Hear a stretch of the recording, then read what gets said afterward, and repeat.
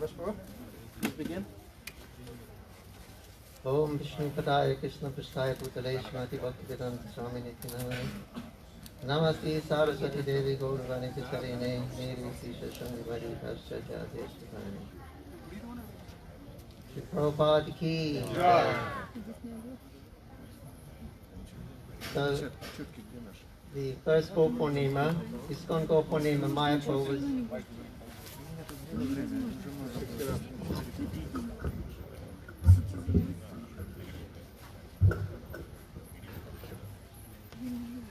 we had our first ISKCON Gopurnima festival 1972, March. And at that time only the Bajrang Kutir was existing. We had some tents for the devotees who were going to come for the Gopurnima. And we had a tarpaulin kitchen. And so I'll tell a couple of stories from the Bajrang Kutir time. Because we were all living together with Prabhupada. And so we would see him all the time because there was nothing else around. There was all, you could look across to the Ganga, you can see Navadvip town, you could look to the Jog Pit, see the place, you can see Bhaktivinoda Thakur's, like wherever you were, it was completely flat, only one or two trees, no buildings, no.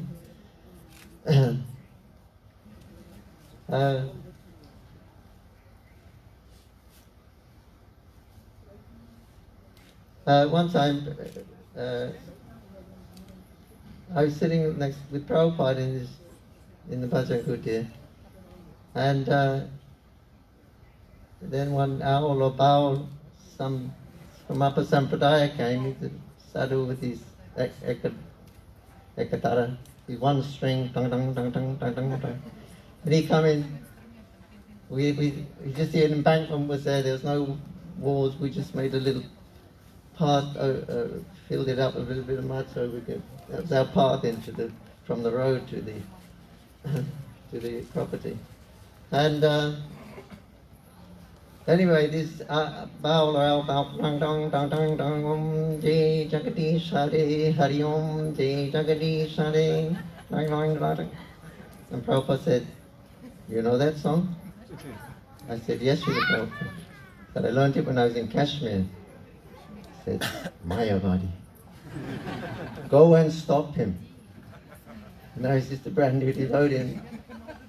Been living with the sadhu, following the sadhus, and now I got to go and tell the sadhu to stop him. And I thought, well, I've got to follow Prabhupada's instruction. But then I went to do it, but he just I didn't have to ask him to stop. But Prabhupada actually said for the new temple,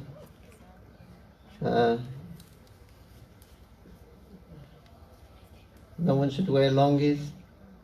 That means longi is a kind of casual wear in the home. Shouldn't come in longis in the new temple, and no atheists, and everybody must bow down when they come in, and no Mayavadis, and no Mayavadis should come in the temple. So.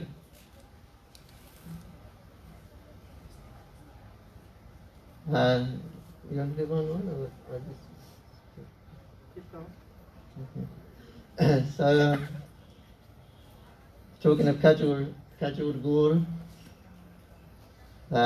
which is the season now, they tap the date trees and they make gur, lovely taste. And so when Prabhupada came in 1973. No, 1972. And then Bhavananda approached Prabhupada and he said, Srila Prabhupada, he said, the devotees, they're taking this Khajur Ras. They tap the tree and they boil it and you can drink it like that, sweet also. They're taking this Khajur Ras, this date juice, Srila Prabhupada.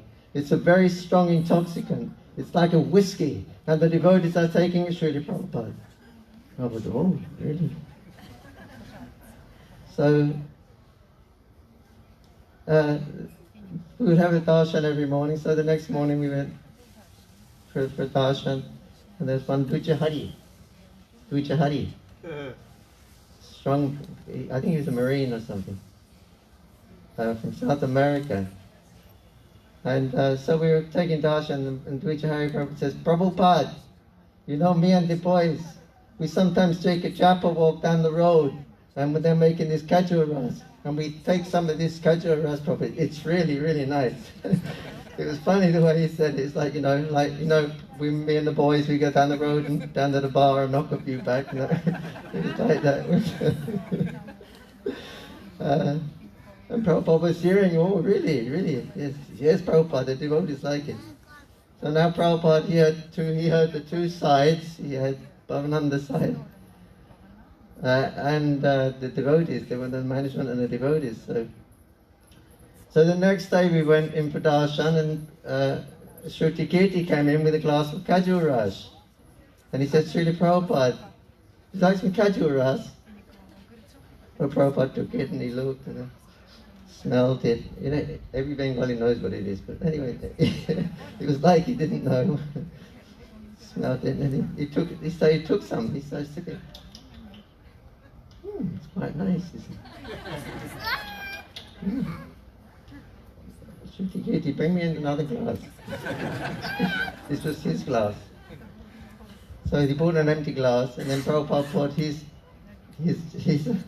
prasadi rasa into the other glass, and he said, here, now you give it to, and pass it around to all the devotees. Let them take it. Bhavananda's sitting there, he's fuming. Couldn't get his way. Srila Prabhupada ki. And another time,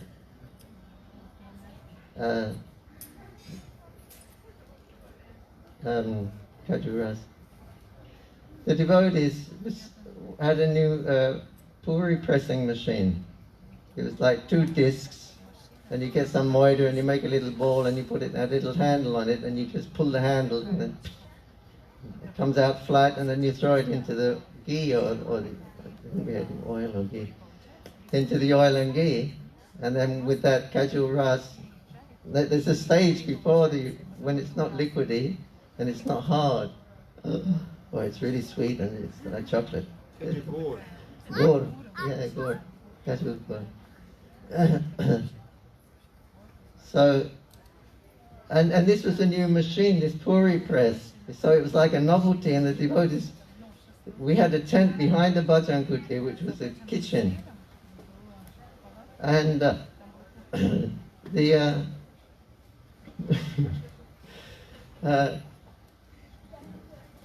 so you could hear everything, because the bamboo, just that chetai wall is only split bamboo, you can see through it, you can hear through it and everything.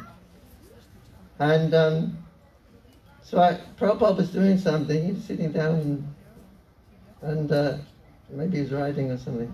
And I was just sitting by his side, and we could hear all these sounds coming. Hey, give me another puri. Hey, throw one over here. Woo-hoo. It was like a puri party, you know. And then, because it was really loud, we were right next to the kitchen. And Prabhupada he looked up and he was really concerned. He said, no. He said, they shouldn't take more than 2 puris. And then he went back again to his writing, and he was hearing all these sounds. Woo, give me another one, give me a throw puri here, give me some more gore. And again, when Prabhupada, he was kind of tolerating it, and then all of a sudden he's kind of going, no, not more than 3. Not in more. And then after that, he went around the back to the Jayapataka Maharaj was there, Gopal, Sadhpur. And Prabhupada went around and he said to Jayapataka Maharaj, this is not for sannyasi.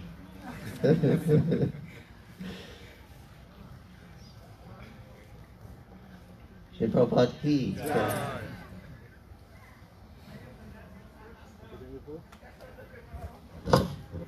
Prabhupada ki jai.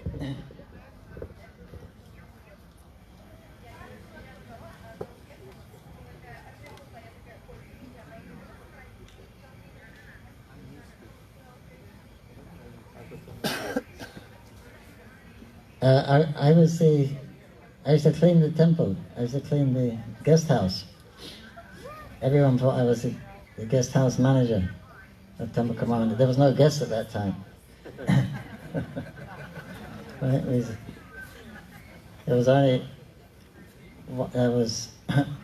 one room for the ladies. All the ladies lived together. There was no separate accommodation for husband and wife. The first accommodation for the husband and wife was when they made the what's now the Brahmachari ashram next to the Samadhi. They built that. A kitchen. It was a kitchen there, the big shulad. And then they were cooking that building, first building. And Prabhupada went to inspect. He said, so the grihastas, they can live here.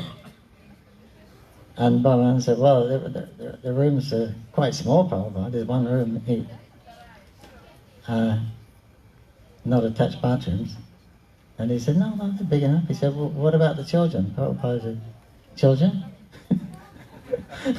Children? There has to be children. So, children in sickness, it's no problem. Sickness, so much time. As if they... So they weren't living together. They was all living in that what was now the conference room in the Lotus building on the first floor. That was... and if someone wanted... one devotee wanted Anakadana, he said he's wanted to have a baby. His wife wanted to have a baby, so he told Prabhupada, my wife wants to have a child. He said, oh, sex life. He says, no, he wants to have a baby. Yeah, sex life. So he said, then you should go to Bombay.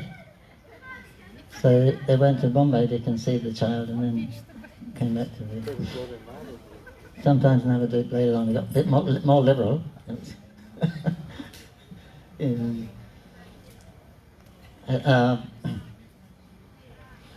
So everyone was living in that Lotus building practically, and we had I was ashram. I used to look after the boys. There were about 6 boys, Bengali boys at that time, and we had a room on the 3rd floor. And it was cold in the winter. We didn't have any. Very poor at that time. We didn't not much Lakshmi. You got to be a sannyasi or a pujari, you could survive, with a Mahaprasad and things like that. We slept on mats, as Prabhupada said. This is just straw mat. Or one blanket, it's like those red hospital blankets we had, just very thin. It was so cold, we said, myself and the boys, we used to put all our mats together, one on top of the other. Then all huddled together and put all the blankets over all of us. And we'd sleep in a big heap like that. So one time Prabhupada was walking on that, he looked over the veranda, and on the sunshade there was a sugar cane. We would shoot a sugar cane and spit it overboard, but it would land on the veranda. And Prabhupada looked. He said, "What is this?" He was really strict about it. What is this? What is the message here? Who is responsible? They cannot live in this building. Who is doing that? Find out who is responsible. Then also when Prabhupada, there's 2 things he didn't like, 2 pet hates. They both come out at night time. One was mosquitoes and one was people that snore. Because that's when Prabhupada's doing his purports mainly at night. Whole world is sleeping. It's a good time for concentration. And so if anyone snored, they couldn't stay in the building. And there was no other place to stay. You had to find a tree. And then sometimes in the Vaishak season, just after Gaur Purnima, it gets very windy. These windstorms come. Prabhupada liked the windstorms. He would open both doors.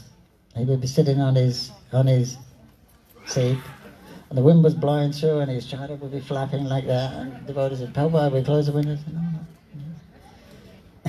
He'd be howling through. He'd like that. He said, "Vaikuntha breezes." But And he used to criticize the devotees for not closing door properly. I don't know if Shatadanya told him. Personal instruction, how Prabhupada said. Go out. When you come in, it's very simple. You come in, you turn around, you close the door. Because we do. Just learn this art. Just learn this art. Close the door. Close the door. So in the summer we used to sleep with the doors open, and they had little blocks. You put a block inside the door but devotees used to forget, or they opened the windows, they didn't put the latch on the window. Then the wind would suddenly come, these storms come really quick. Then pow, pow, pow, the doors would slam. Prabhupada didn't like that at all. He said, I'm writing my purports. I need peace and quiet. He said it's not easy. I'm taking all these tickets from the different acharyas, and then he's making his Bhaktivedanta purports. He said, and sometimes I'm trying to find the right word in English that will convey the meaning of the Sanskrit, because sometimes there's not equivalent words in English. So he said, and sometimes it takes me 3 days to find the right word which will convey the proper meaning. He said, so I need that concentration, meditation. He said, but when these doors crash, he said, it cracks my heart. Heart-cracking sounds. So he would do that. And Prabhupada would walk around, he would veranda chanting, and he would, if the latches are off the windows, he would put them back. Because you walk past them, you get your pocket torn or something like that. And he's very concerned the lights were on in the day. There was a light burning in the day. Call the manager. Why is this light burning in the day? Why is this tap dripping? Wasting Krishna's energy. One time he was walking around, and out one room there was a fan running during the day, and Prabhupada tried the handle and it was locked. The door was locked. And then he called the manager. He said, you see, he said, there's no one inside this room.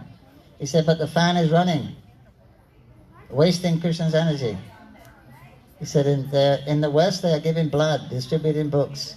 He said, they're working so hard, they're sending it to Mayapur, and you're simply squandering. The demoniac. This person, he shouldn't be able to live in this building. Very strict, like that. Very frugal. So, when you go on a morning walk, we were living in the Pujari room, which is the other end where the Chaitanya exhibition is now. And we'd take a bath outside, we're tapped there. Then I would leave my gamsha over we had some little bamboo fence there. And then I would take it in about 10 o'clock when it was dry. So Prabhupada would go for his morning walk, and he would sit, and he stopped. He said, you see this gamsha? He's talking to all the manager. It's been there for 4 days. And you don't notice these things. So he chastised him. Why don't you notice these things? So somebody took it, and I don't know, I lost that gamsha. I couldn't claim it. Prabhupada ki jai.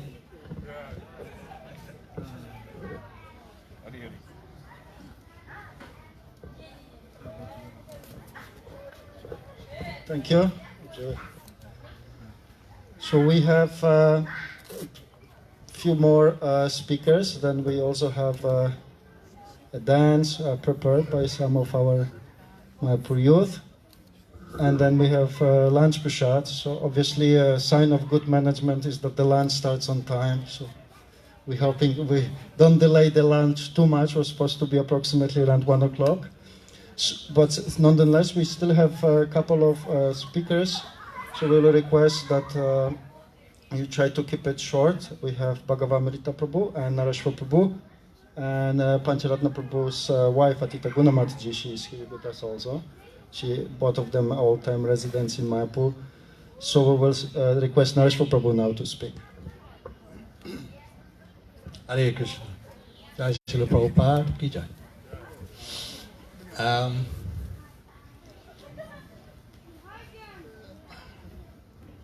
Well, when I came to Mayapur in January or February 77, it was a little bit more developed than these Prabhus have mentioned.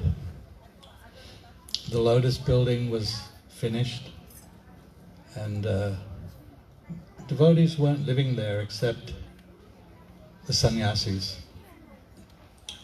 And then if you went up the road, I don't think it was paved at that time, but the Bhajan Kutir was there, and opposite the Bhajan Kutir there was a go-down, cement go-down. It was this place where one would sit sometimes. And the wall was there, the boundary wall, and then you'd go to the kitchen.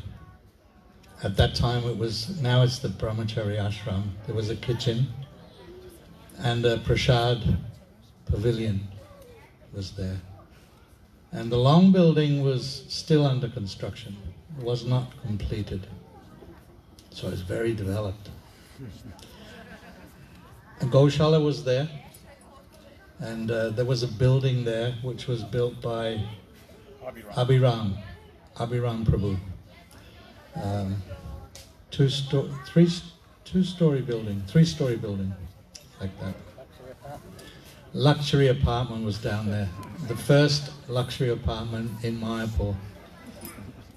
The thing that was luxurious about it, because I lived there later on, not when I arrived, but later on, the luxurious thing about it was completely open to the south.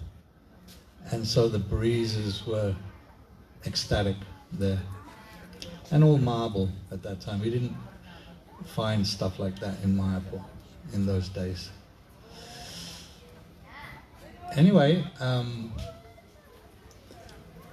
after about 3 days, Bhavananda made me the guest house manager. I think because I was the guest house manager in New York. I had been the guest house manager in New York. So I said, oh, you can be the guest house manager. And, you know, the discussion about how it was hard for the devotees. Most of the, you know, everyone didn't really get the same kind of treatment. Is that the right word? The same facilities. Everyone didn't have the same facilities. There's more than 10 people at that time, but not a huge amount of devotees. But everyone didn't get the same facility at that time. So somehow or other,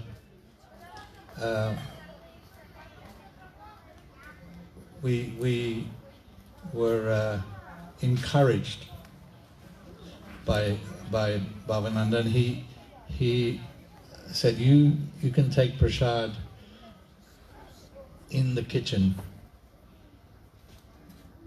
There was a veranda around the kitchen, and they would take prasad there, hot like dawa, hot off the coals. You get the chapatis, and somehow or other, he allowed me that facility. And but it was strange because, you know, I think Pankajangri mentioned that the facility for grihastas, I wasn't a grihasta, I was a brahmachari, but some of them lived, and the ladies also, they lived on top of the kitchen, on the top floor. There wasn't any bathrooms in that building, but outside there was this round bathroom. It was, yeah, Jayapataka Maharaj built it, but I mean it was hellish. It was hellish. You opened the door and... Huh? Yeah, try another door, and then just keep going around. It was. I didn't have to use that. I lived in the other building, but I'm just I'm just giving you kind of trying to give you a feeling for what most of the devotees had to deal with at that time. Along the wall, there was some, what do you call that? Handloom. There were some handloom machines, and some of the Bengali devotees who knew how to do that, they would do handloom, make cloth. And actually, one time they were doing that, and Prabhupada was going by, and I think someone said, Prabhupada, they're not chanting. It was early morning. Prabhupada, they're not chanting their rounds. And Prabhupada said, that's their chanting. You remember that? That's their chanting, the Handloom. making the handloom. Then if you carried on walking up to the main gate, which was already as it is now, there was a little sweet shop on the left-hand side as you faced out of the gate. And that was a interesting place. Devotees like to go there and try to sample the sweets. But they were supposed to be for sale. But I was the guest house manager, but there was no guests. I mean, the festival came up and the building was full, but it was all Tamal Krishna Maharaj, what's his name?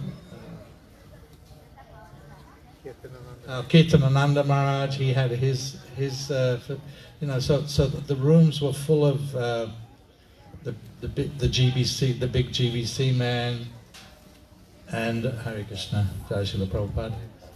The big GBC man, and of course Prabhupada was in his rooms, and next to his rooms, his secretary and his servants. They all stayed there, and so I was supposed to be looking after the building, the guest house manager, and therefore I had access to the evening. He mentioned Shadadanya about the evening plate, which was very, very sought after, very sought after. When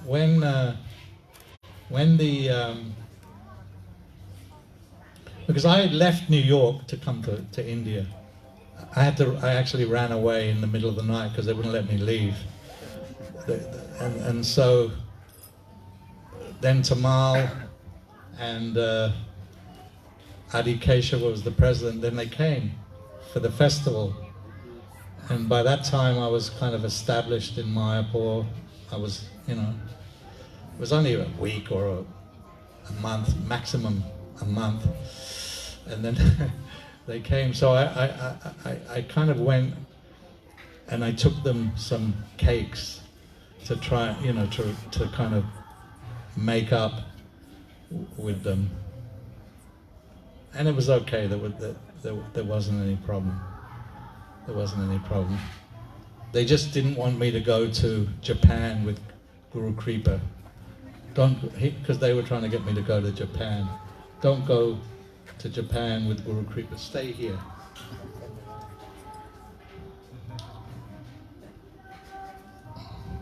So anyway, contrasting that with what facilities and what kind of development has taken place in Mayapur is like a huge difference. To go to the Goshala in those days, you would walk along, the aisle. They call it aisle, right? Nowadays they call it the aisle.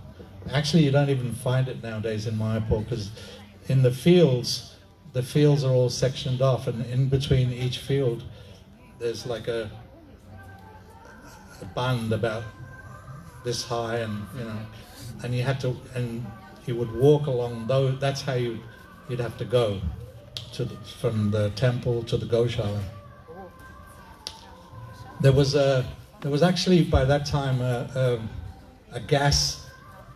What do you call that? Like a goba gas plant downstairs towards the back of the long building. The Lotus building. Behind, there was a tap there where I'd sometimes take bath. Maybe that's the one that Pankajangu was talking about. And Prabhupada has his garage. Pancharatna mentioned there was only one car, but actually Prabhupada's car was also. It came later, yeah. Yeah. Well, when I was there, it was there. There was a little garage. No one used that car. That was Prabhupada's car. I think Gargamuni bought two, and one in three, was it? One by Vrindavan and Yeah. So 3 cars which looked the same, the same color. The car's still there at the Samadhi. But that car was in the little garage, and this goba gas plant was there, supposedly feeding the kitchen where the deity's prasad was bhoga was cooked. But it never worked because no one would feed. No one would feed. At least when I was, it never worked because no one was feeding the goba. You have to feed goba in there every day, and it just wasn't happening. But technology-wise, I mean, ecologically wise, it was very advanced. Very advanced. I think. Huh? Maybe one bullock cart with goba Yeah. every day, and then you have to mix it. I know we got with one light and one little gas.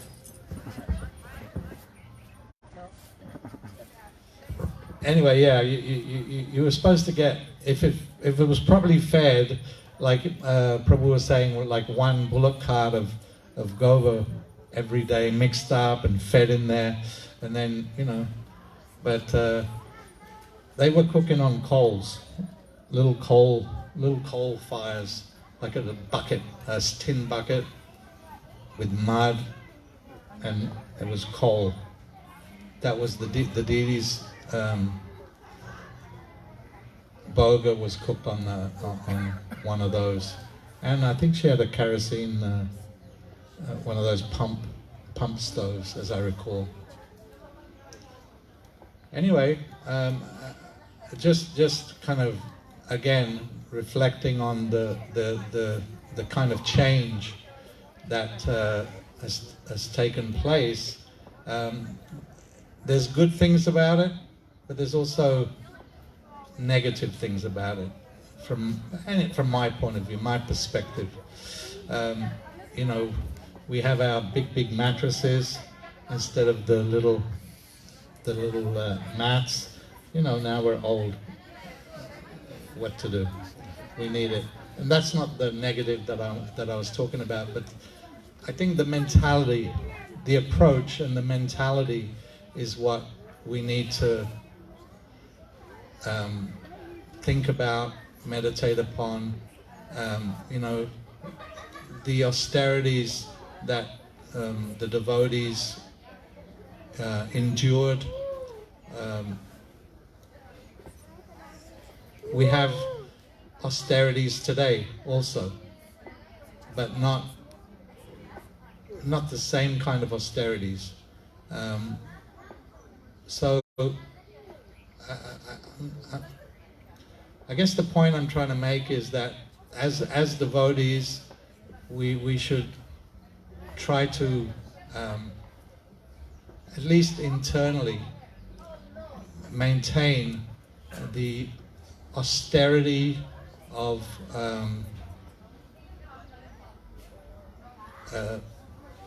the dan. Don't take it lightly, but and don't expect so much facility. Just focus on service and building up and developing the Sri Mayapur project. Hare Krishna.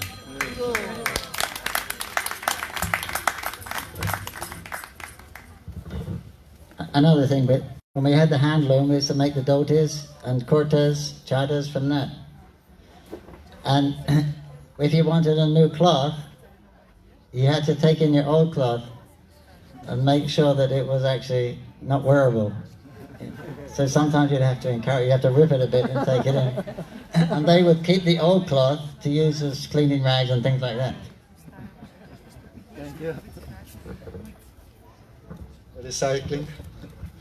Brazil, a bunch of devotees took a flight to New York, and there was a big kirtan because the devotees fly every temple fly to New York, and then they take a flight to India. It's a big congregation.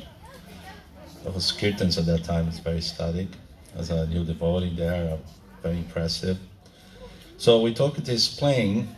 It was a jumbo jet, which I think was the first plane that come the Calcutta airport. They spanned the paveway, so this jumbo or this is wherever big airplane could come in. It was a new thing. Actually, the press was there and everything. So there is that flight, and that flight was quite amazing. At that time, security system was not very much, prevalent as it is today. So we make these big stainless steel containers, very high, full of prasad, halava, sabji, rice, big vats of them. We brought to the plane by some arrangement, and the plane was full of devotees. Maybe there was like 20 to 40 people that were just regular people traveling the same route. We booked the whole flight basically. So at that time, we had prasadam time. They bring you that little tray, but for us, you have a plates of prasadam come, with a pata, whatever it is, and we're taking prasadam. Everybody really kind of, even those who are regular commercial flights, they enjoy the prasadam too. Say, I want to have some of those, so they kind of enjoy. So anyway, we after the prasad and all the energy, what happened then is like, we got some from the kirtan. So we have a kirtan right in the plane with a lot of devotees, this energy. So what happened, if I remember correctly, the plane, you go in, and that is at the end, first class, I think Tamal was there, but I think it was Radha Damodar deities were there, or some deities were there. So we go in, take darshan, and go to the other aisles to the right. We go left aisle, darshan, right aisle, and then there's this line of devotees in there in the plane. So the kirtan got very enthusiastic at that time.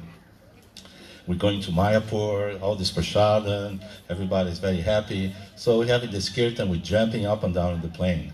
Really rip-roaring kirtan. So then the captain makes an announcement. Ding dong, please hold on to the chanting, because the plane, waiting the plane are very important. So all these people jumping in the plane, it was kind of, it was going like, whoa, like it's like a goat in the mountain, flying the plane, the 30,000 feet. So he said, hey, come down of this kirtan, so we can proceed more peacefully. So we arrived, Mayapur, beautiful festival. In Vrindavan, I really loved India at that time. So in Vrindavan, I said, I got to stay here. So they told me one lecture in Vrindavan. One thing I heard is that all the trees in Vrindavan, they're Kalpataru. So I said, this is, all I need to do is find a tree and make my desire. So I found this tree that when Krishna jumped to chastise Kaliya near the Prabodhananda Sarasvati Samadhi there. So I said, I want to stay in India. And actually that day they come to me and said, you are a lucky man, you're going to stay in here. So what happened was, make a story short, at that time in Mayapur, when the festival come, it was like a market of people, with trafficking people, in a good sense. Because, only the top Sankirtan man comes to Mayapur. You see, they with the Sankirtan, they pay for the ticket and everything, and as a benefit or as a what to say, a reward for the work and distribution of books and everything, they get to go to Mayapur. Most of the temples. So only top of the line Sankirtan people come in Mayapur, so all the energy. But when they come, in Mayapur, there was the people, hey, why don't you come work with me? You come here, don't go there. There was this kind of a market going on. So what happened is they came in here and they took all the devotees, according to my understanding, they took all the devotees in Mayapur. So Bhavananda went to Prabhupada and said, Prabhupada, we need men. There's no man. So what happened to the men? They all left. They're going here and there, the temples get them for preaching programs and everything. So Prabhupada said, you take it.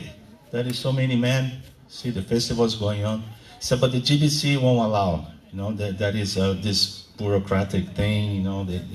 They attack and defending. They take it but try not to give it. So then they make a rule. Each GBC gives a man. So I was there. This Bhaktabhagi, so he's, this guy probably is going to blow up in Brazil anyway, so get this guy there, and we don't have to give the top of the guy, right, top of the line guy, just because I was new in there, and I paid for my own ticket to come in, because, they wouldn't, they just said, if your father can give it, so my parents, they liked the idea, they said, okay, we'll give you this trip. So I got to stay in Vrindavan, and guess who took me back to Mayapur? There is Satadani there, 9 of us, I think there was, a whole bunch of people. We took the train from Delhi to Mayapur, Calcutta. And my first impression of Calcutta,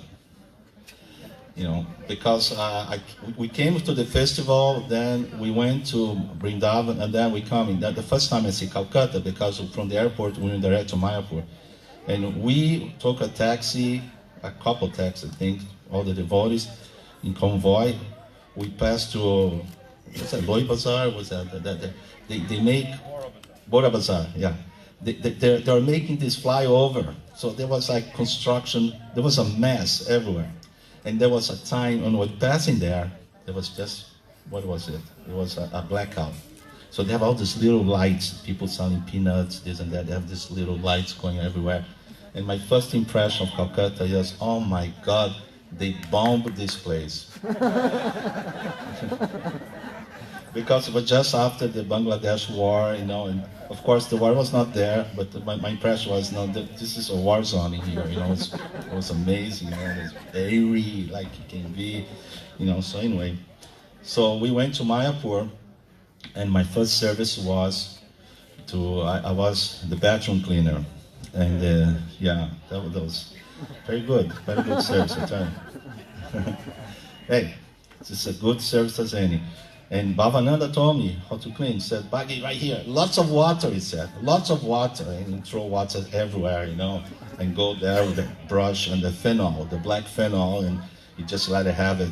And then we cleaned the floors, the temple floor, and the verandas. So we used to do parishevana. We used to do that in 18 minutes. That is for the temple floor. Me and Paris, we got really down, into a science. And those are the days. Another thing I remember is that Prabhupada, when he comes in here, in Mayapur, he was very meticulous to go. See, because from the distance, you know what Prabhupada is, because there's a little group going, they're going everywhere. And he's going door to door. There was the boundary wall, right, to the main road. There was also semi-constructed, the long building. And Prabhupada, he made a point to go to every room, open the door. What is this here? What happened here? What is that trunk? Open, let's see if it's like a personal trunk, but if it's something for the temple, open, see what's inside, what is that for.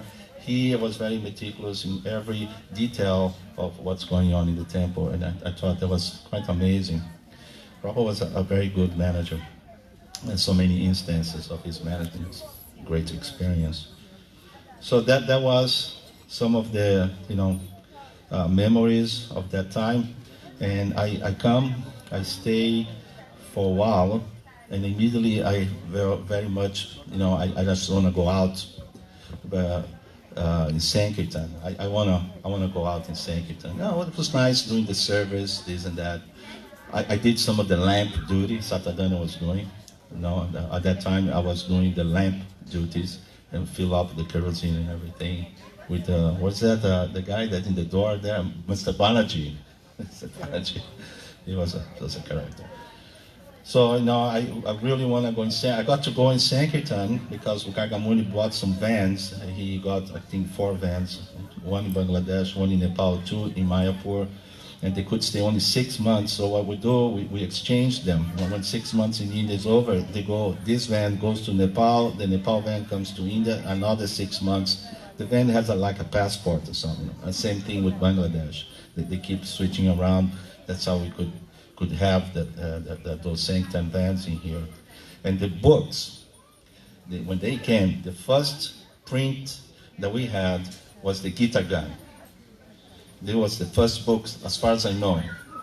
There was the first from Calcutta. They came in big crates, like 3 or 4 crates, and they were stored in Prabhupada's garage, wherever next to the car or something.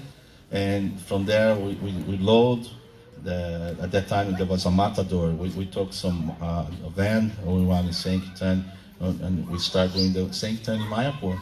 That's how it started. And it became very successful. People just loved to see us out there, and Gita Ganu, Ekta Ka, that was the mantra. 1 rupee. And there was a fun thing. And then other books came up. There was a fun all the way.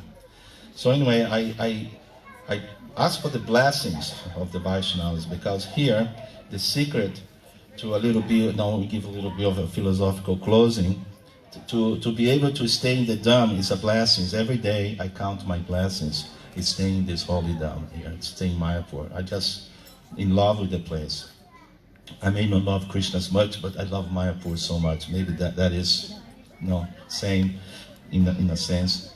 So the trick in here is that you dedicate your life to serve the devotees of the Lord in the Dham, to stay in the Dham, to assist them here.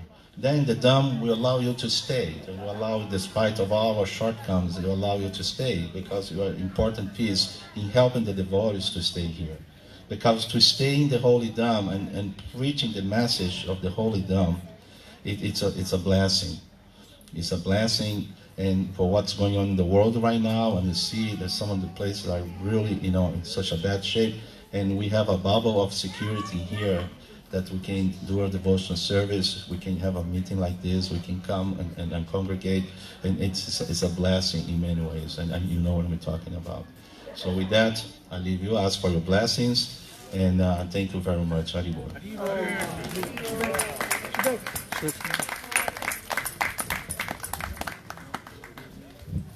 They might send a voice recording for this. When do you want to play? So thank you so much. It was very practical advice at the end. So we request Atita Guda Mataji to speak. You want to come there? You have to come forward, maybe. I can sit on the couch.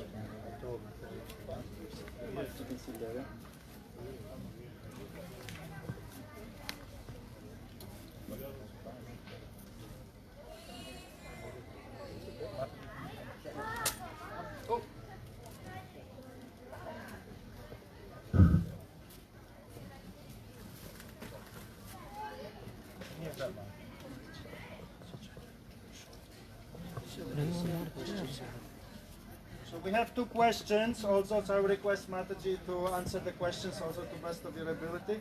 And if you need some help, of course, you can ask.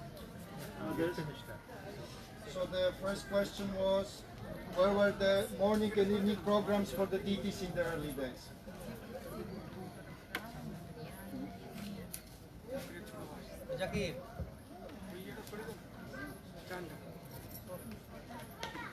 You want to speak on this?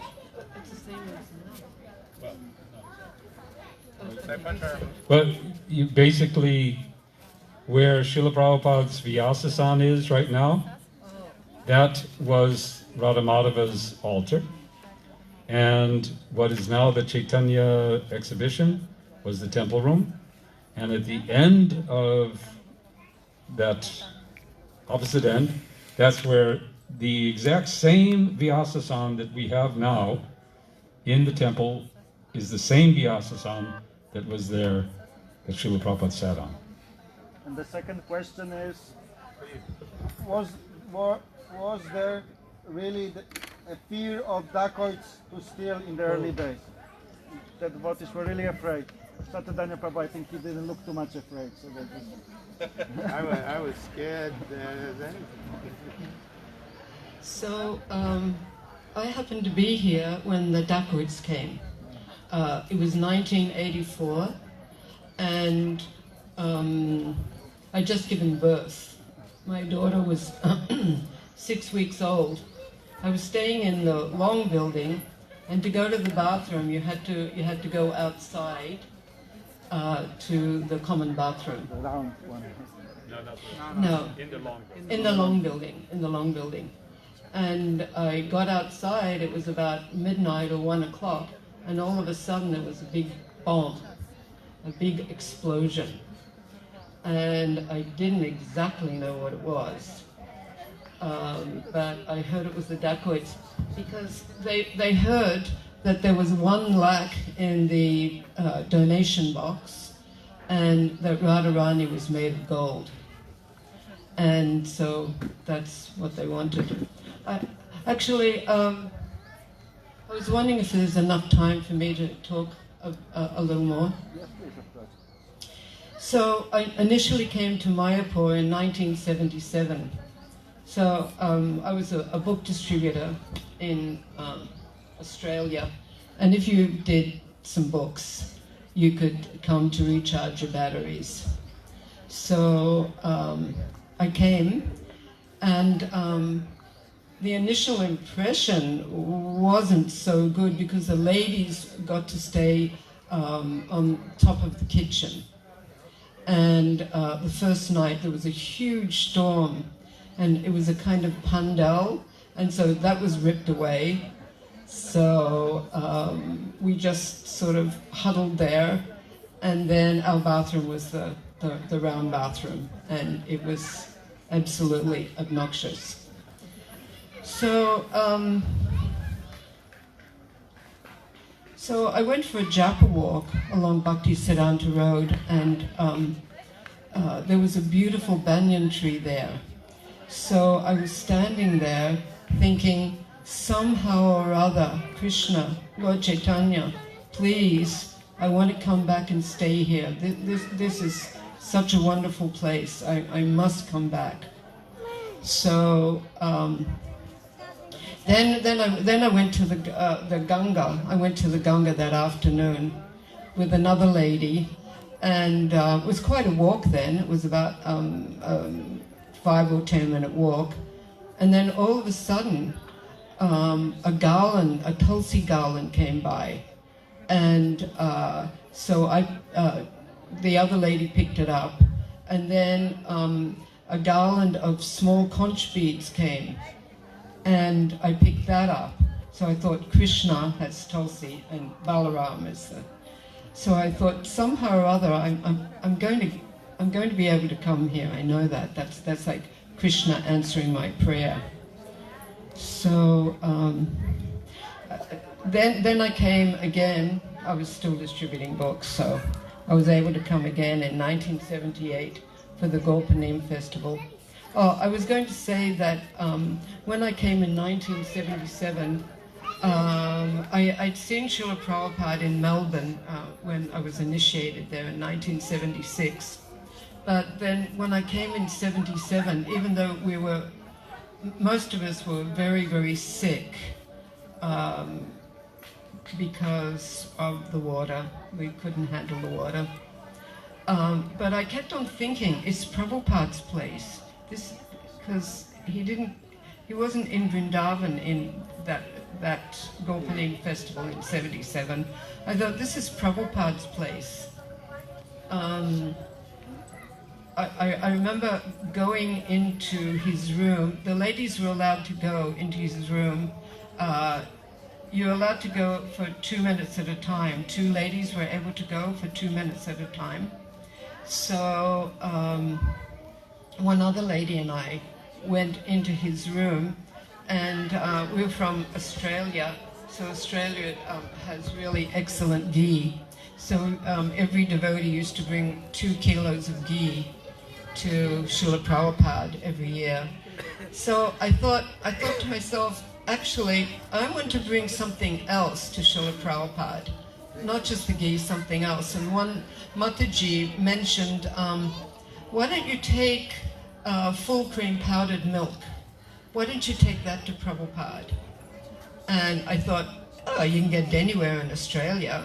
But I followed her direction, and I took some powdered milk, full cream powdered milk, to Srila Prabhupada. So I went in with the other lady, Gunavati Mataji, and we gave the ghee, and then I felt very bad at giving Prabhupada full cream powdered milk, but I decided to give it to him anyway.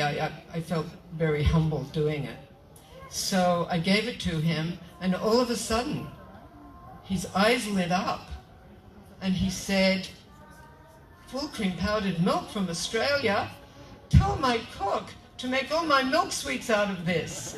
And then for about the next half hour, he talked about cow protection.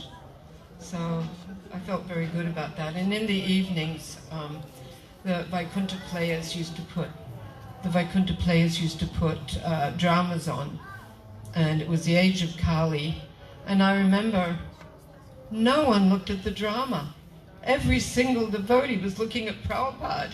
But if Prabhupada laughed or made some kind of gesture, then we all turned to the stage as one person. And then after that, we'd look back at Prabhupada. So to me, Sridhar Mayapur meant Srila Prabhupada.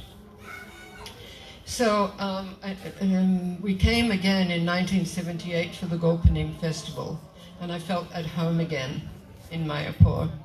But after the festival, I was transferred to the US, because the other lady and I, we just wanted to do books. We didn't want to collect. We wanted to do books. So we got transferred to the New York Temple. So, and then after a couple of years, I went to the United Kingdom. So in London, in the Manor, I met Jayapataka Maharaj. And I was very happy to see him, because he also meant Mayapur to me as well. And this was the first time that he was able to leave India, because he had to stay in India for 10 years in order to get Indian citizenship. So the first place he went to was England, was the Manor. And then it was like, you can take darshan with him if you like. So another lady and I, we went in. And I told him some reason why I left America and came to England. And then he said, well, I'd like you to marry someone in Mayapur. And I heard the 2 words, marry Mayapur. Yes, I said. Yes, I will marry Mayapur. Sight unseen. So I came and I met Pancharatna Prabhu, and I saw that he was a very wonderful devotee. So we got married, and actually there was 3 conditions for the marriage. The first one was that I was from a Commonwealth country. If you were from a Commonwealth country in those days, you didn't need a visa at all. Until 1984, until Indira Gandhi was assassinated, then you needed a visa. But until then, and so there was, Jayapataka Maharaj was thinking, if he marries somebody from Australia, then he can get Australian citizenship, and then Pancharatna doesn't have to Get the visa. keep on coming and going and getting a visa, because he saw what a very valuable devotee he was in Mayapur. That was the first one, and there's the second one was that he wanted a secretary. My husband wanted a secretary, and I'm just going to say that now. I still can't type. And the third one was that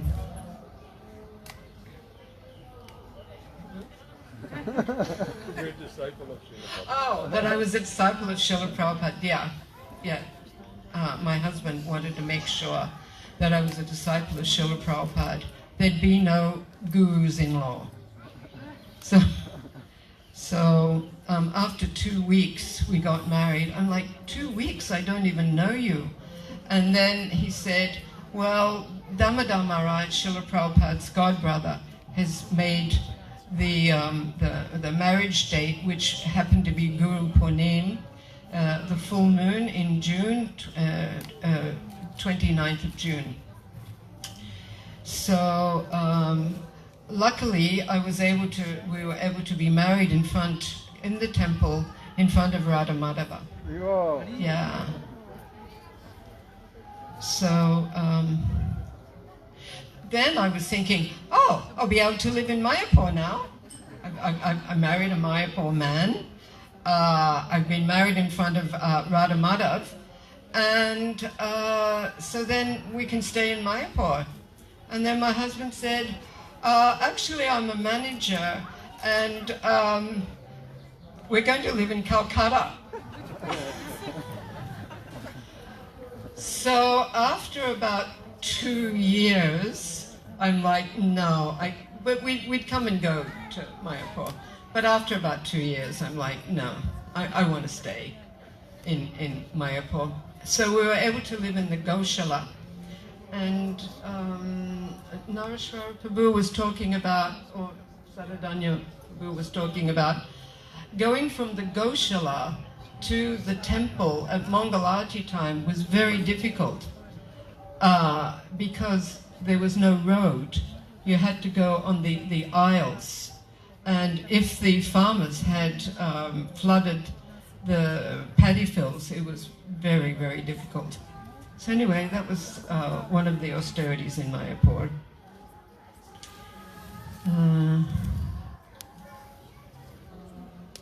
There was about 50 devotees then, so it was a real community, and we want to make a community here again in Mayapur, where everyone really feels like together. So in those days there was 50 devotees, and we knew everyone's names and talked to them all and everything. Then in 1984, I had a baby, and I talked about that. Then the dacoits came, to get Radharani, and anyway, there was one devotee who knew that there was a gun in Prabhupada's room in the Elmira. So he went and got the gun and started shooting at the dacoits. So the dacoits couldn't win. They came from the Jalangi, and this person was able to shoot a lot of them. Even though we're a very peaceful movement, we have to defend ourselves. So in 1985, Bhakti Vijayapurna Swami asked me to make some sweet rice. So I made some sweet rice, and then we went to where the Grihastapara is now. And I'm like, wait a minute, this is so far away from the temple. No one's going to live here. No one's going to want to live here, that's for sure. And in those days, there was just kerosene stoves. To get gas was like you won the lottery, and the electricity went off quite frequently. Couldn't get gas. Didi Ma taught us how to cook Didima, an elderly Bengali lady, was such a great cook. So there was two great cooks here. Didima, and she would cook the Raj Bhog, and Vrindavan Biharini, who would bake cakes. And I think that still they use her recipes for the cakes here in Mayapur. So the dacoits came in April on the new moon, because they came in the new moon because that's the darkest time. And so they thought that they would be able to be seen, not seen at all. And they actually found Bhakti Raghavaswamy. And Bhakti Raghavaswamy had polio. So one of his legs didn't work.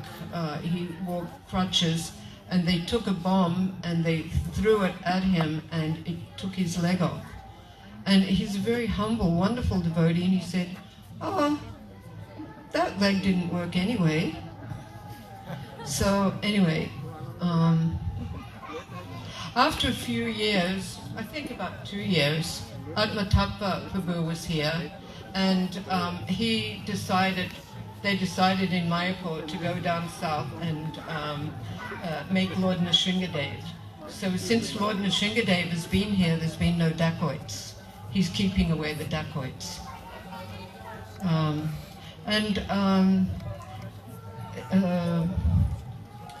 Bhagavatamrita Prabhu was talking about chanting Gita Gan. So there were Gurukul boys here, and when they used to go from the Gurukul to the temple, they used to chant Gita Gan. It was so wonderful. You'd hear the Gita all the time. And that's a song poem that was written by Srila Prabhupada. So,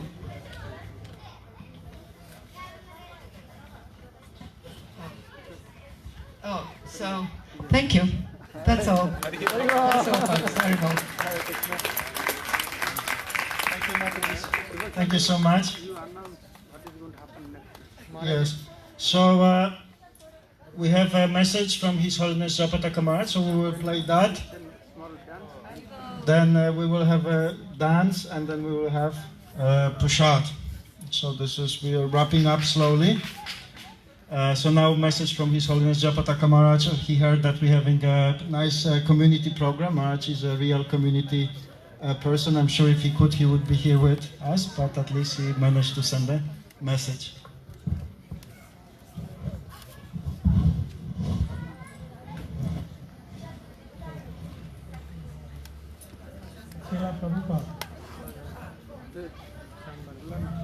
Hare Krishna. Hare Krishna. All glories to Srila Prabhupada. All glories to Srila Prabhupada. I only heard about this event recently. I only heard about this event recently. Also, I probably shouldn't go there since I'm positive with coronavirus. Also, probably I shouldn't go there because I'm positive with coronavirus. But I'm very glad that you're all meeting together. But I'm very glad that you all are meeting together. When I first came to Mayapur, I was a temple president. As a temple president, co-director, there were 5 devotees here. There were only 5 devotees here. And it gradually increased. I got to know everyone. Gradually it increased and I got to know everyone.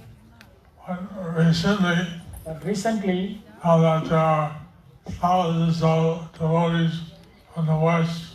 Now there are thousands of devotees from the West. And I'm not able to know everyone. And I'm not able to know everyone. So I would like to know you and be well acquainted with your situation. I would like to know you and well acquainted with your situation. We know that this is the very important place. We know that this is a very important place. Srila Prabhupada. Srila Prabhupada, He said this was his place of worship. he said that this is his place of worship. He comes here twice a year. He comes here twice a year. He comes sometime in the fall, before or after the Ramadan month.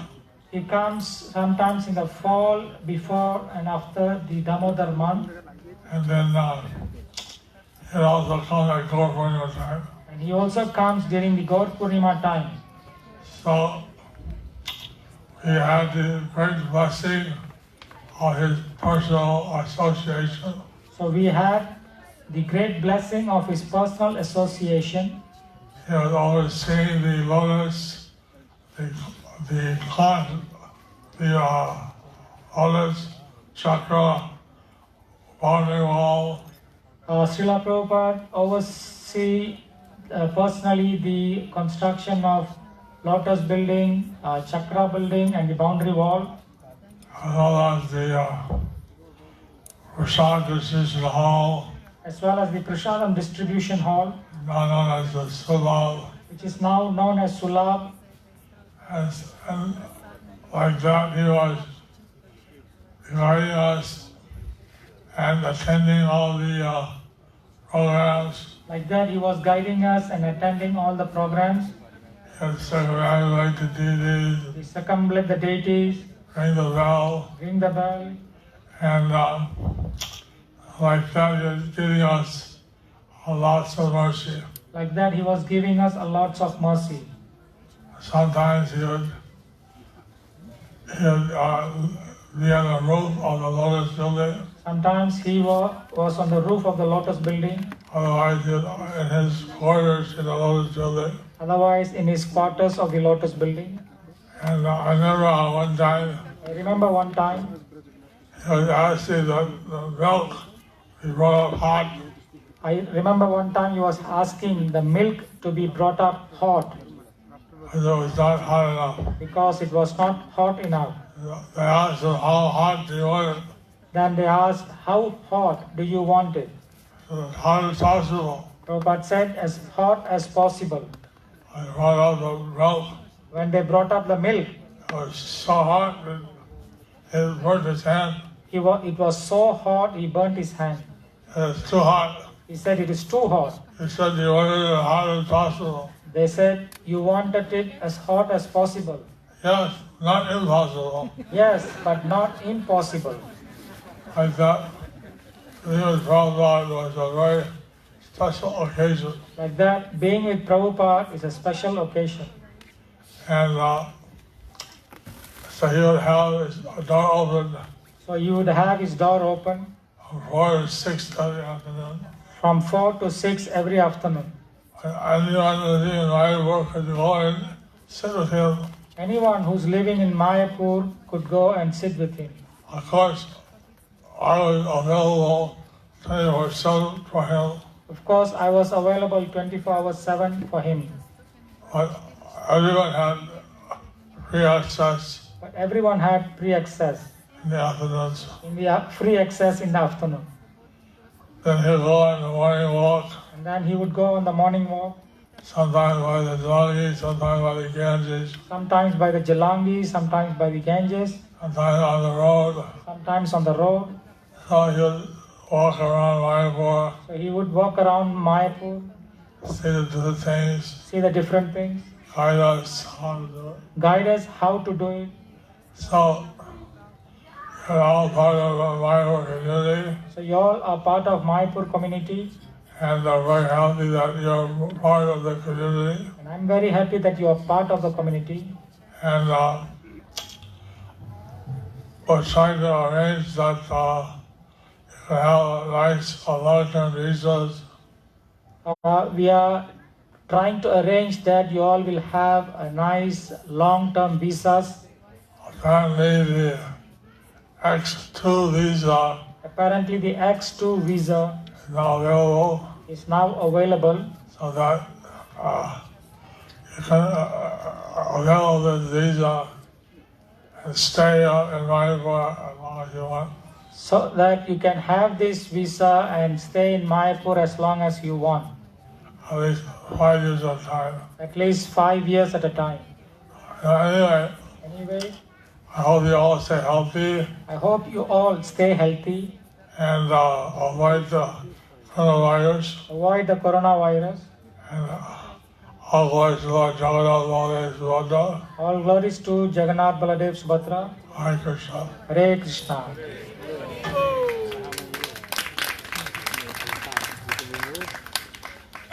Hare Krishna. So, Bhakti Purushottam Maharaj is back with us.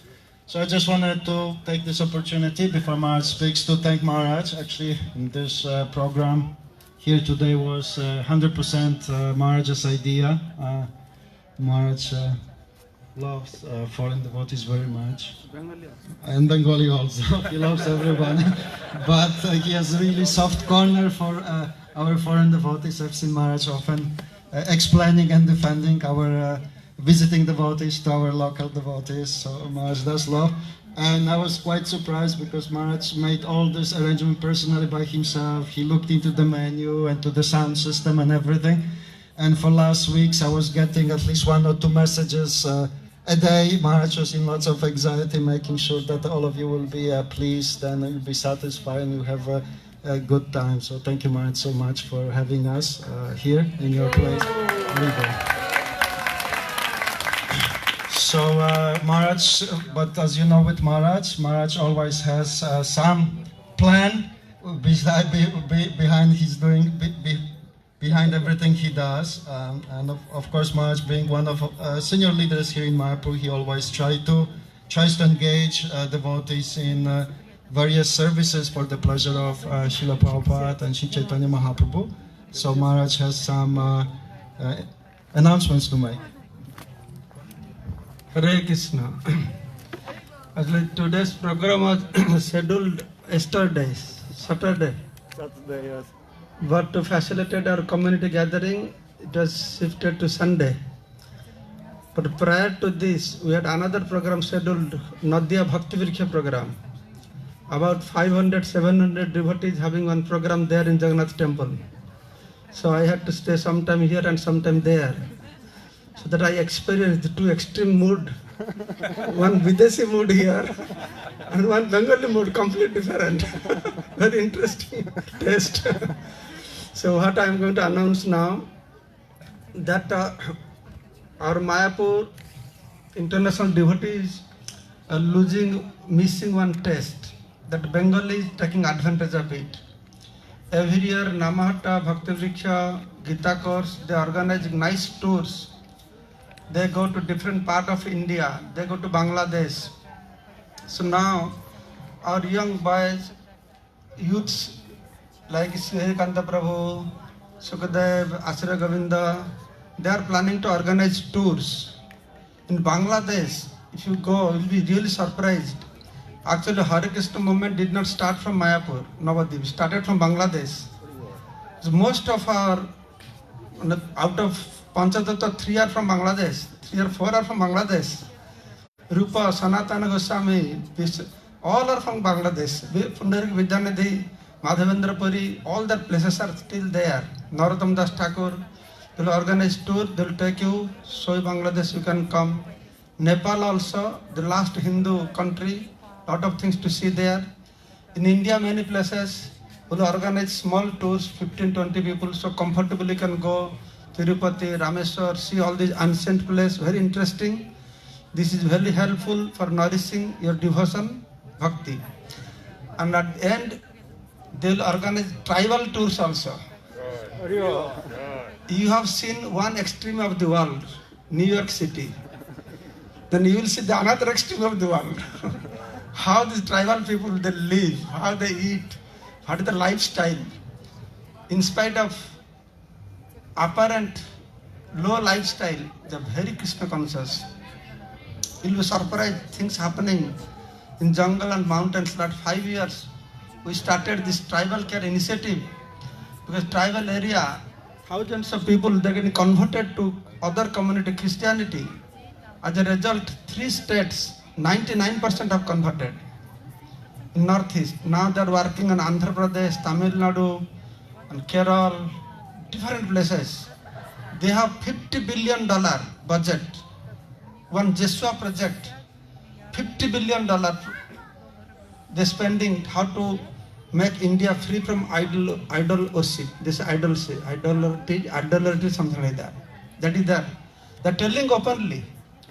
Very, really, they have thousands of youths. They're training them not to preach the gospel of Jesus Christ. The specific technique how to convert people. Very rigid, very rigid in their target. Openly they are saying these things. They are opening Christ village. Some of our devotees, they said, Maharaj, what is happening? They are making Christ village, whole village Christian. I told our devotees, no problem. Let them make Christ village, educate them. Then they know, by that time they know how to read books. Now they don't know how to read books. Christians opening many schools. They will educate them, then we will give Prabhupada's books. So from Christ village you make Krishna village. So interesting places. That will be nice tour for you also. You will see the tea gardens. Many of you have not seen how tea, you might have drinking before, not now, tea, but you don't know how it looks like. Tea gardens. Then you will go and boating on the river, both sides high-rise mountains. 3-4 hours boating, then you go trekking through the mountains, and evening time nice tribal dance. We have some tribal devotees here also. Tribal devotees, Mataji, stand up. Mataji's tribal, they came from Tripura.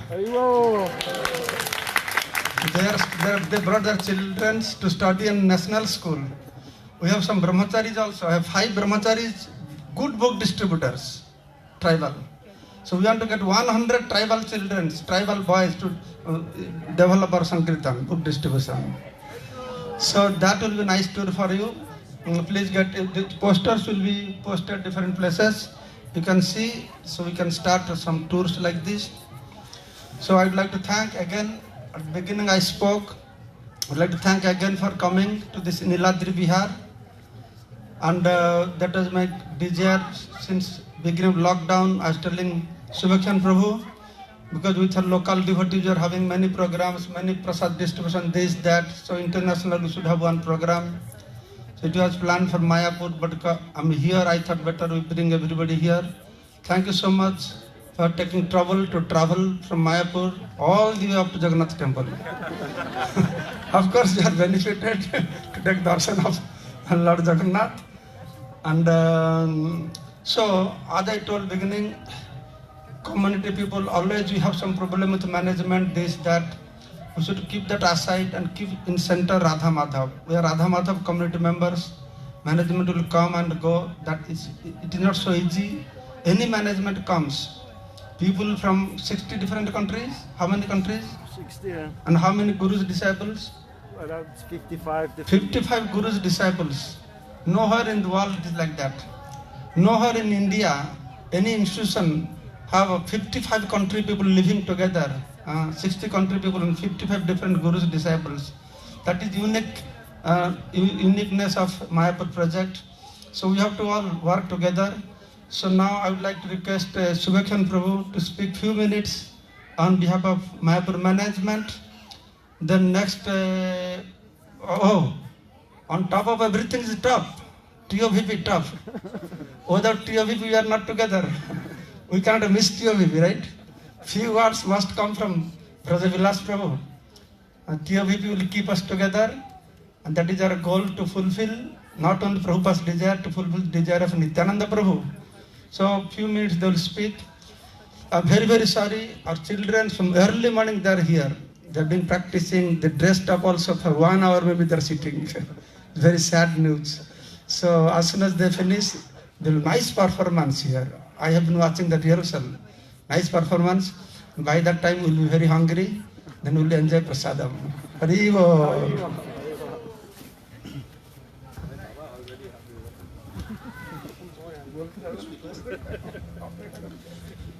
So thank you so much.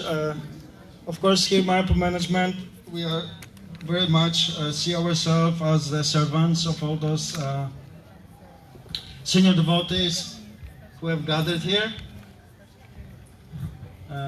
Obviously, they have shared the vision Srila Prabhupada had for Sridham Mayapur. They have enlightened us on the type of community, type of service attitude, and a missionary spirit that Srila Prabhupada would like to see here. So we are very, very happy to be here and serve our senior devotees and all of our community devotees. And I hope that by the blessing of Nityananda Prabhu, Srila Prabhupada, and all those senior devotees, then Srila Prabhupada's vision for Sridham Mayapur will fully manifest. So I just wanted to express our gratitude to all of you and to all of our senior devotees for making that sacrifice and coming to Sridham Mayapur and making Sridham Mayapur your home and a place of worship also, as Srila Prabhupada wanted. So we have been talking about the past, we are talking about the present, and we were talking about the future. And as Bhakti Purushottam Maharaj pointed out, the best way to summarize past, present, and future is Srila Prabhupada's vision for the Temple of Vedic Planetarium here. So I will request our Brajabilas Prabhu to speak on behalf of Mayapur and on behalf of TOVP about this wonderful project, which is still fully open to so many sacrifices and so many services. I remember once Jananivas Prabhu shared a personal thought with me. I went to him lamenting, as I often do, and I said, Jananivas Prabhu, there's so many difficulties and problems in Mayapur. And Jananivas Prabhu said, actually I'm very, very happy to be able to be here in Mayapur in these beginning days, because there is so many opportunities to make sacrifices for Srila Prabhupada and Shri Radha Madhava. So I always try to remember that was a very, very wonderful insight into the heart of a wonderful devotee. So I think that at TOVP there's an opportunity for all of us to make lots of spiritual progress by connecting ourselves with that project and that service. Namo Om Vishnu Padaya Krishna Prasthaya Bhutale Srimate Bhakti Vedanta Swamini Namine Namaste Saraswati Deve Gauravani Pracharine Nirvisesha Shunyavadi Pashtata Deshatarine. Hare Krishna. After a long time I'm attending a program like this. For almost 8 to 9 months we have been locked up. Now we are getting ourselves out of that lockdown. 2020 was a successful year till before March. We opened the Pujari floor and we were all getting prepared. Our chairman Ambarish Prabhu said, yes, 2021 we are opening Narsinghadev temple, 2022 we are opening the temple, just get prepared. So the Pujari floor went very nicely. We opened the Pujari floor, lot of devotees attended, and we were planning to travel all over the world. Again, we were supposed to travel to America for 3 months with Bhakti Charu Maharaj and Jananivas Prabhu. So all the preparations were there, and suddenly we were hit by this coronavirus, and we had to lock down for 8 months. So which worked out very costly for us. Nothing could be done. But in October, we started the construction back, and even though with great struggle, now it is picking up, the construction is picking up. So instead of 2022, Ambarish Prabhu said we will open in 2023 the temple of Vedic Planetarium for the pleasure of Srila Prabhupada. The temple will be opened in 2023. But in 2021, this year, which is the 125th anniversary of Srila Prabhupada, so we are going to install Srila Prabhupada Murti in this temple in October. We didn't still fix a date because we are waiting when the GBC would have their meeting in Mayapur. If they assemble here, then we are going to have a Srila Prabhupada, a grand installation ceremony, and in 22, instead of 21, in 22 we will open Lord Narsinghadev temple, and in 23 we will open Radha Madhav Astasakis and Panchatattva and Guru Parampara temple. This is the plan, but this needs a lot of blessings from all you devotees who are here, because we don't want any other pandemic coming by. So hopefully by this in next couple of months after the vaccination, things would get to normal, and we are very, very positive because Prabhupada is coming on this 125th year. Prabhupada is getting installed, and we are very confident when Prabhupada comes and being installed in the temple, then the construction would pick up very fast. It will go very fast. So this is our plan, and thank you all very much. Hare Krishna.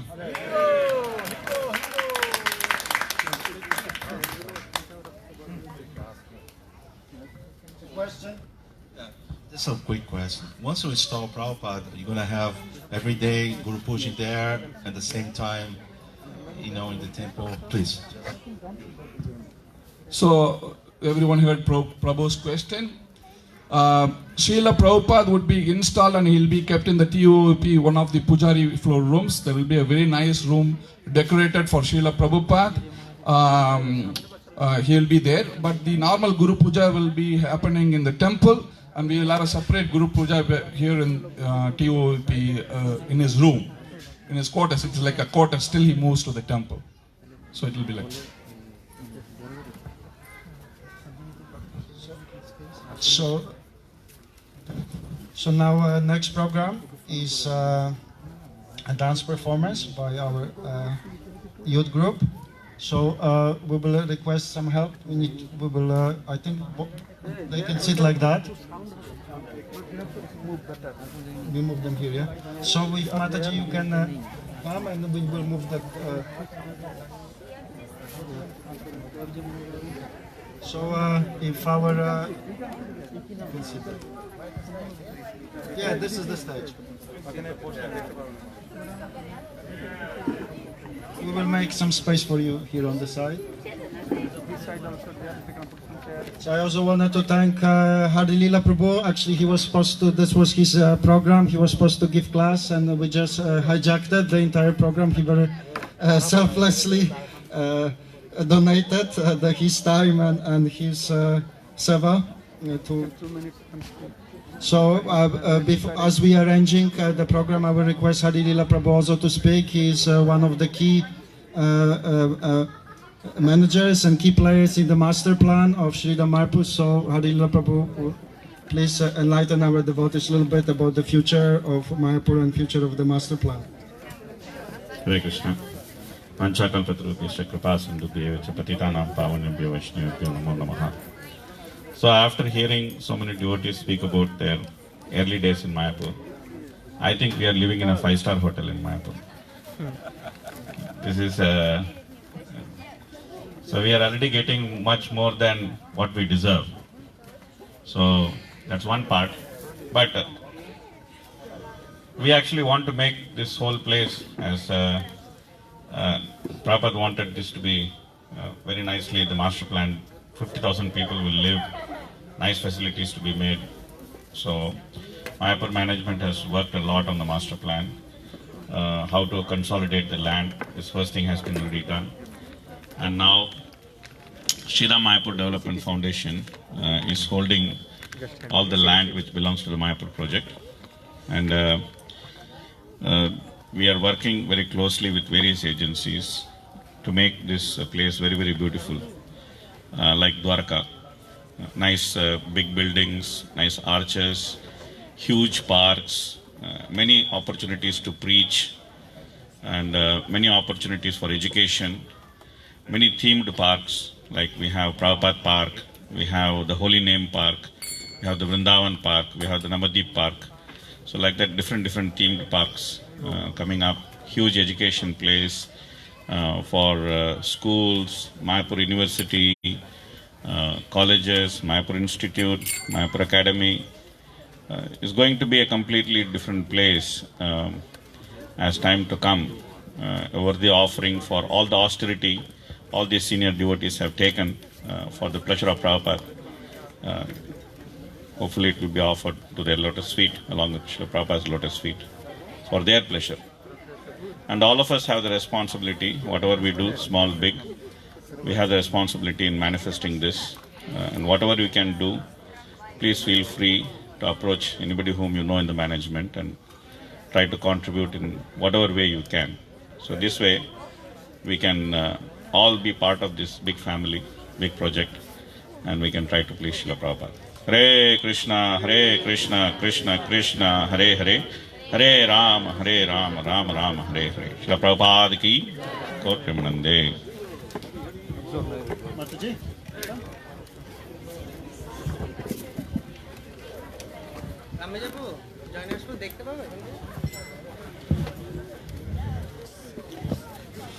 Hare Krishna, dear devotees.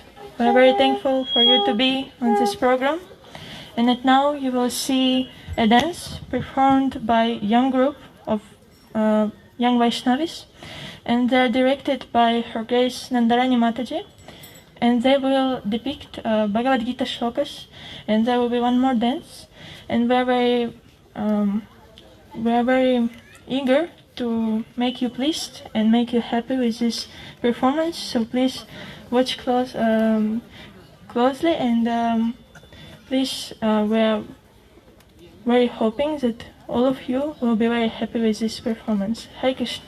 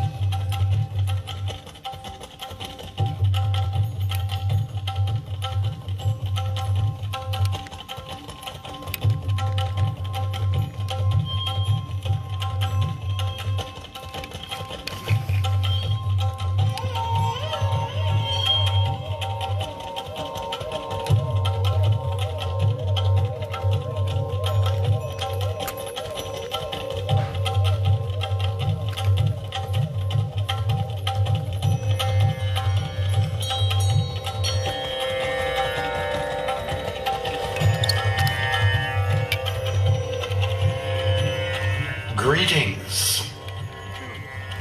Na. Ma. Stay. Namaste. Welcome to our play, which is called The Gita. The Gita.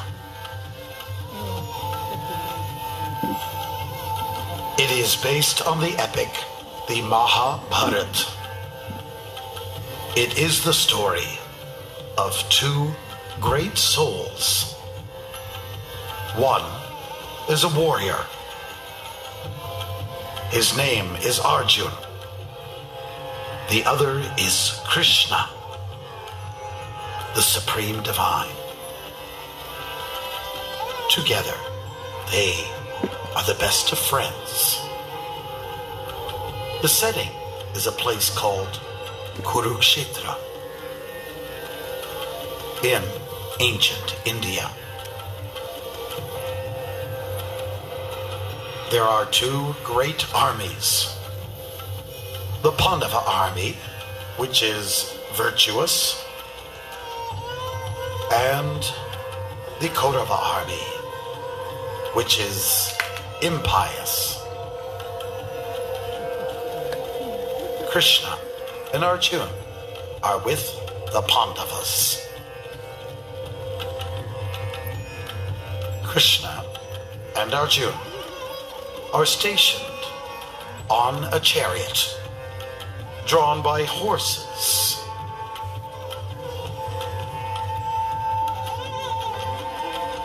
Arjuna asks Krishna to drive the chariot between the two armies. Yeah! The horses move forward. Dust is flying. The sun is shining. The warriors are preparing.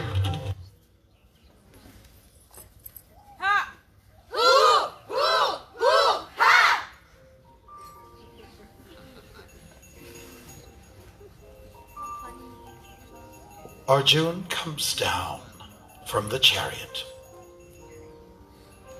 He is surprised with what he sees.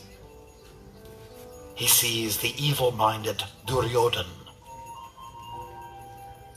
the respected elder Bhishma, his martial arts guru Drona. Arjuna's body is trembling. His mind is spinning. He is crying.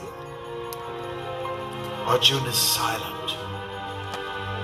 He sets down his Gandiva bow and says, Krishna, I shall not fight. Arjuna, try to understand. While speaking learned words, you are lamenting for what is not worthy of grief. The wise do not lament for the living or the dead. There is no real death. Only the body will die. The soul does not. The soul passes in one life from babyhood to childhood to youth and then to old age. From babyhood to childhood to youth and to death. The body changes, the soul does not. We must apply our intelligence and learn to control our senses. The senses are 5 in number. They are the eyes, the ears,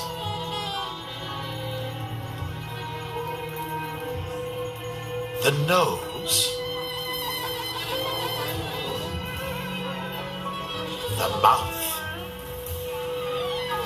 and the sense of touch.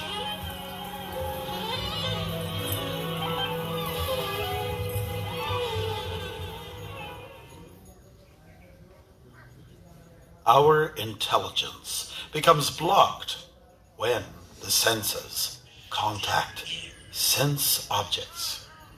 The whole world struggles with the 5 senses and the 6th sense, the mind.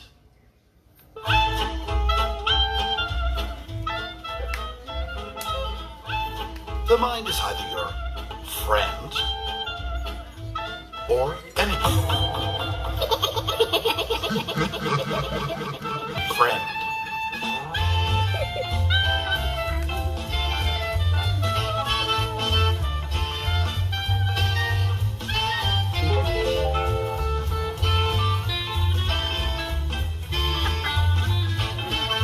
Or enemy.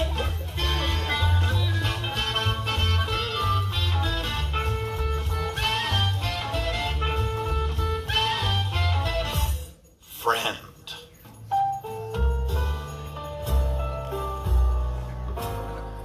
When out of control, the mind is your worst enemy.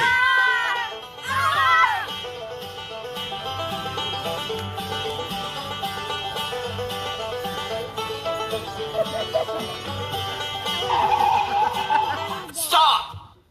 But when Under control, it is your best friend. Are you gonna do what I say? Well, I'll think about it. Are you gonna do what I say? All right. To help control the mind, one can practice yoga.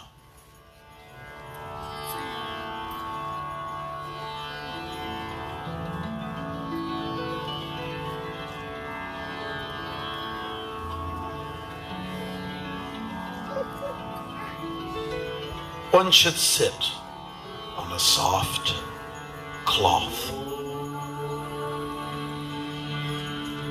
over kusha grass with one's back, neck, and head erect in a straight line. And then constantly stare at the tip of the nose and think of me in the core of the heart.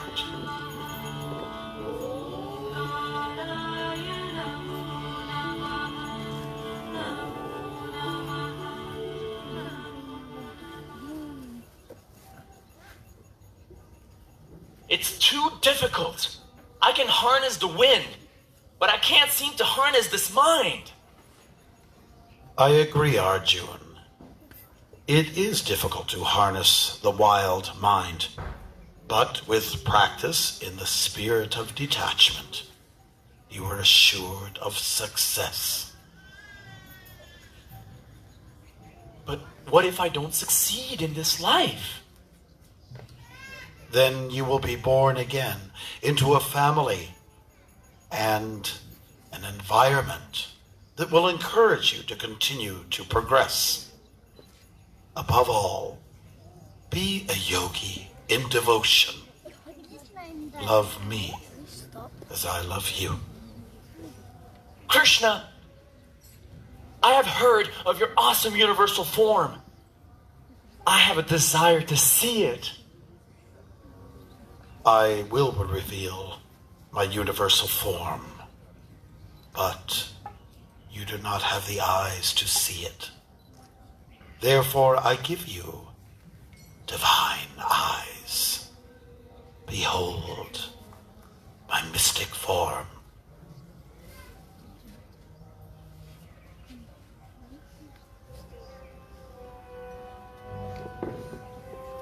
I see in your body hundreds of thousands of divine and multicolored forms. I see creatures of the water,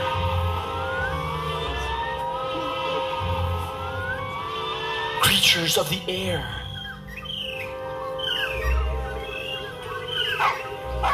and creatures of the land. I see various demigods. I see Lord Brahma sitting on a lotus flower.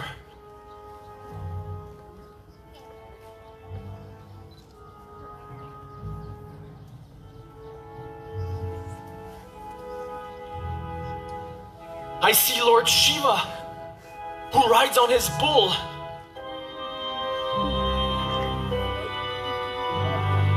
I see divine serpents. I see in your body many, many arms, bellies, mouths, and eyes expanded everywhere without limit. I see your glaring effulgence spreading everywhere like blazing fire. You have numerous arms. The sun and the moon are your eyes. The host of demigods are entering into you. They are afraid. They are praying, Swasti, peace, Swasti, peace. You Your incredible form is creating fear in the hearts of all. I see Duryodhan. Come on! Ek, do, strike! I see Bhishma. Come on! Ek, do, teen, tar, strike! I see Drona. Come on! Ek, do, strike! Oh Lord of Lords, please tell me who in reality you are.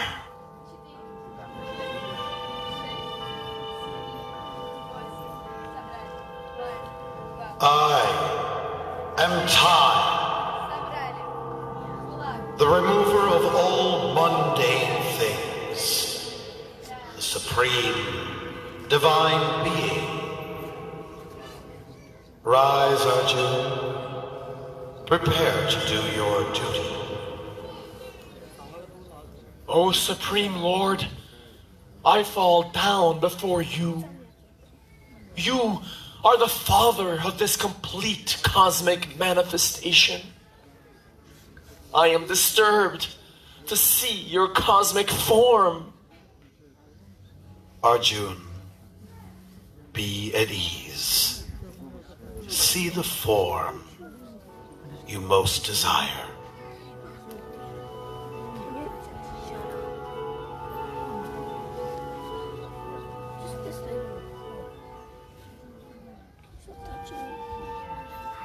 Arjuna, give yourself to me, and when you do so, your soul will be free from birth and death. There will be no more reincarnation. I will protect you. Have no fear. Be my devotee.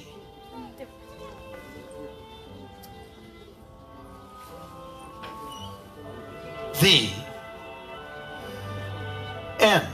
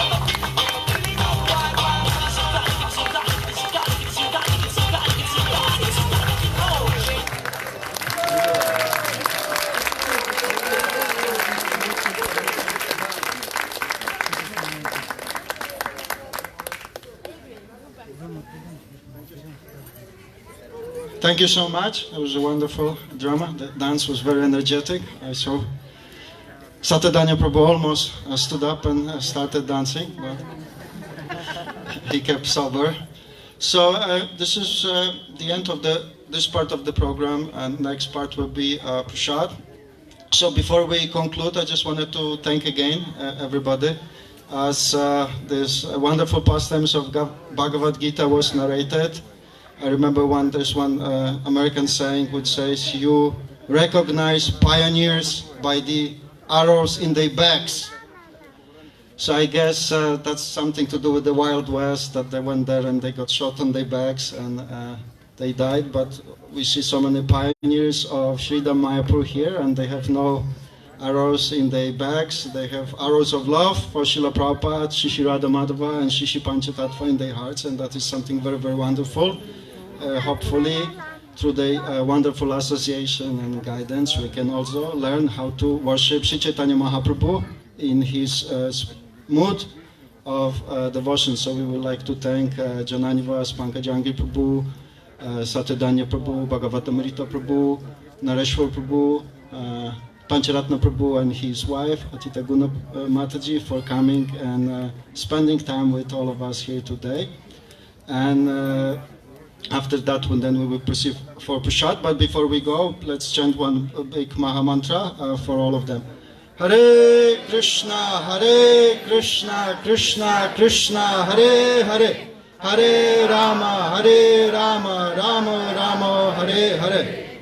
Srila Prabhupada ki jai, Samaveda Gaura Bhakta Vrinda ki jai, Jai Nitai Go Premanande, Hari Hari Go. So I think we will need to stand up, and so I will request Ram Vijay Prabhu to give us some guidance of what we should do next. Hare Krishna. So if all our devotees, can we please stand up? We have some prasadam mats that we need to put out.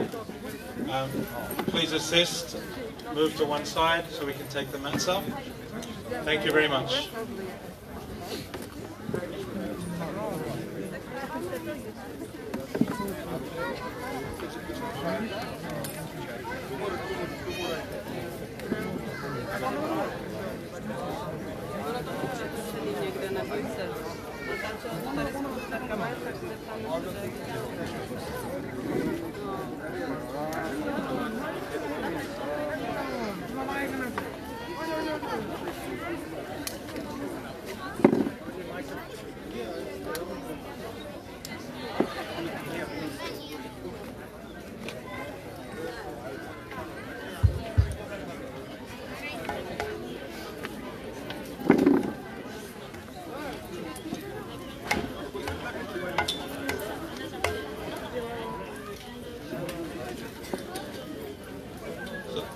Two more things.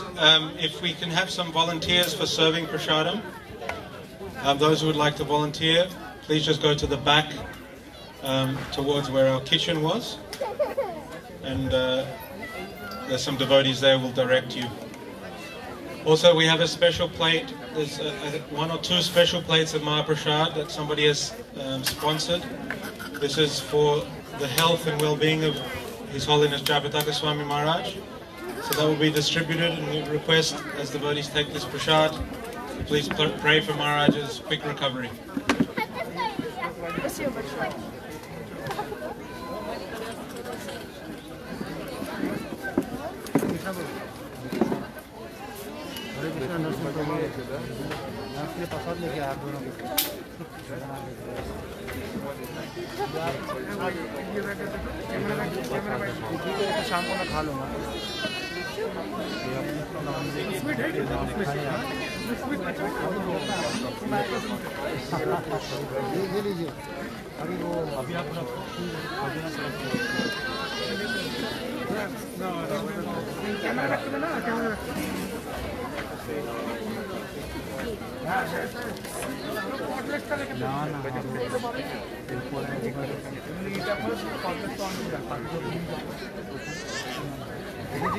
मैं क्या बोल रहा हूँ बाबा जी, हम दोनों को भी अपने टीम में भर्ती कर लीजिए।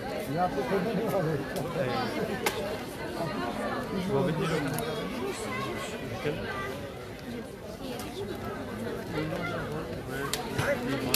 मेला कीर्तन मेला आपने तो लास्ट ऑप्शन दिया था। रविंद्र जाएगा हर संडे को होता है प्रभु जी, प्रभु जी हर संडे को होता है।